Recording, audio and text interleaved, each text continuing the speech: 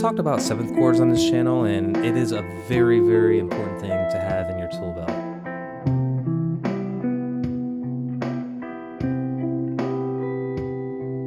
In addition to that, arpeggios are an important thing, and add on to that major seventh arpeggios and throw in dominant seventh arpeggios for that matter. If that sounds complicated to you, it really isn't. Just takes a little bit of time and practice and taking a look at a few diagrams and examples and you'll get it. So what I plan on showing you today is a basic arpeggio so you understand what that means when we're talking about it. And while we're there, we're going to look at major seventh arpeggios. So we're in standard tuning, so go ahead and grab your guitar and let's go ahead and get at it. My name is Keith. Welcome back to the channel.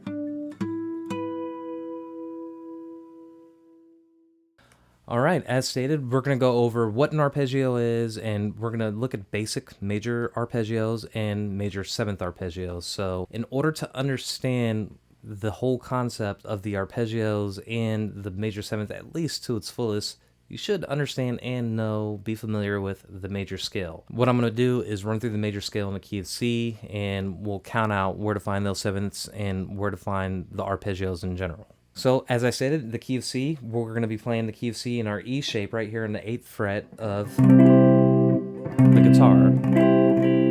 We know that's a C because the root for the C is right here, and we have a C down here.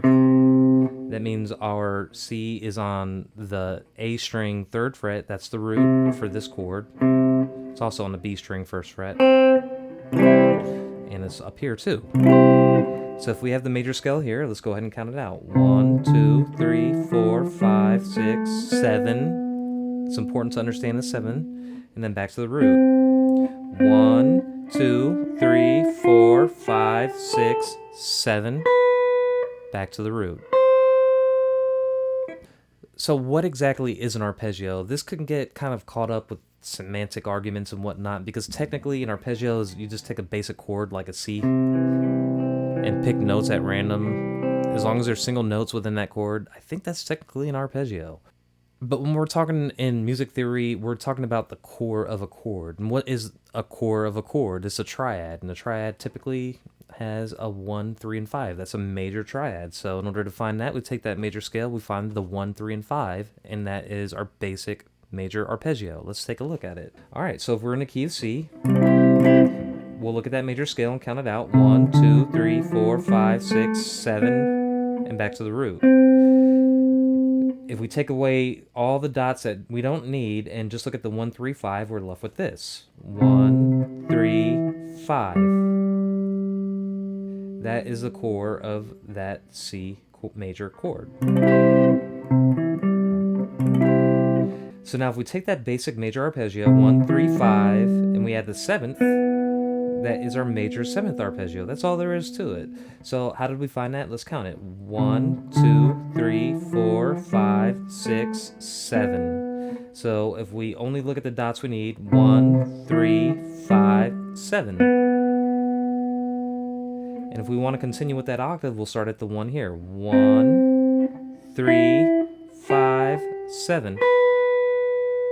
Because we have 1, 2, 3, 4, 5, 6, 7. 1, 3, 5, 7. Alright, so now that we understand what a basic major arpeggio is, the 1, 3, 5, and a major 7th arpeggio, the 1, 3, 5, add the 7th, that is in the E shape, right? We did it all right here. It's important to note that it applies all across this fretboard. The pattern is going to be the same exact pattern if you're in that same E shape. Here's an example. Alright, so if we have an A right here, same exact thing applies. Here's a major arpeggio. That's the 1, 3, 5, and if we add the 7th, that's a major 7th arpeggio. 1, 3, 5, 7. A major 7th arpeggio. Here's a B. Smoothed it up 2 frets. 1, 3, 5, 7. And we're back at that C. And it continues, no matter where you are on the fretboard. So we know what a major arpeggio is and a major seventh arpeggio is, but we can't just stop right here when the root is on the low E string. We should go through all the cage shapes and understand those. So in order to do that, you need to understand all the major scale cage shapes, but we'll just go through a couple of them here. We'll just go through the basic 1, 4, 5 and do a little practice session with it. So if we started in C, that's our 1. The 4 would be in F, which would be, if we look at the cage system, an F would be right here. Because we have an E here, F, and then a G would be up here, but would also be the C-shaped G right here. So if we're looking at the 1, 4, 5, we have the E shape, A shape, and then the C shape. We already know that shape, so let's go ahead and look at the arpeggio for the A shape. That would be this.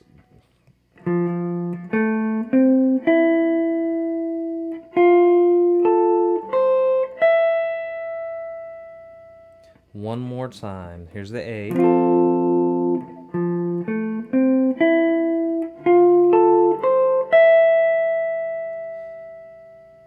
And again, that corresponds to the major scale for each of these cage shapes. So you just find that 1, 3, 5, 7 in the major scale and you play only those notes. Let's go ahead and move on to that C-shaped G. So here is the arpeggio. It's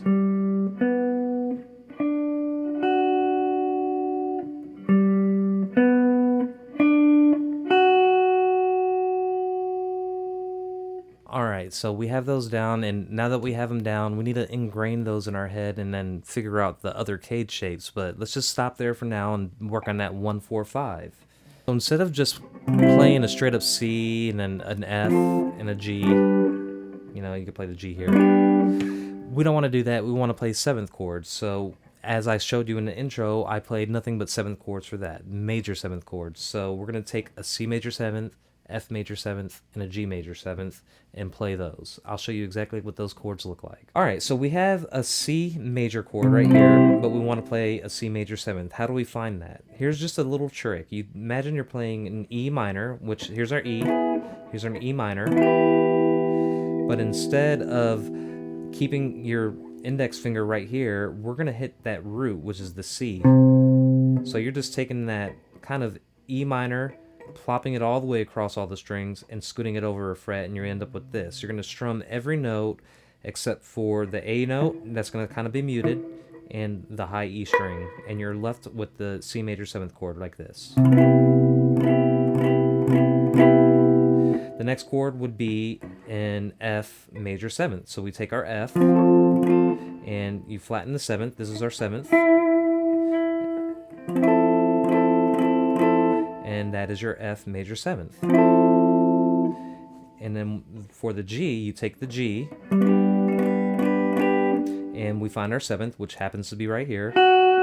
So we're going to play that C shape but lift up our middle finger. That's a G major 7th. So what I went ahead and did was I just looped just a little bit of strumming pattern here. That's what I had done in my intro and I just played over it. So let's go ahead and take a look at that.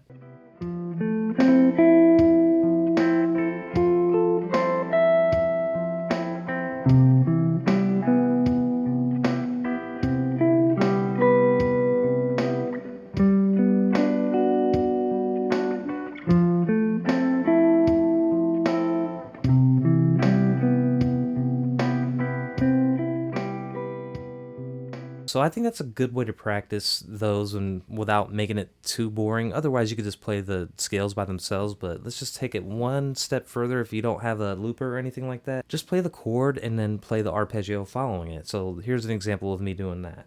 All right, so we're going to start with that C major 7th, do a couple strums and run through the arpeggio.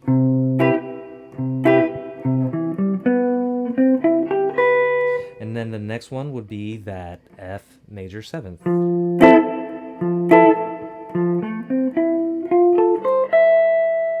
And then we're going to be doing that G major 7th.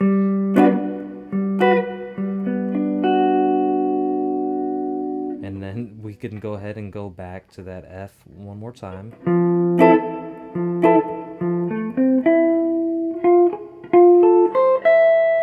And then finish it off right here on that C major 7.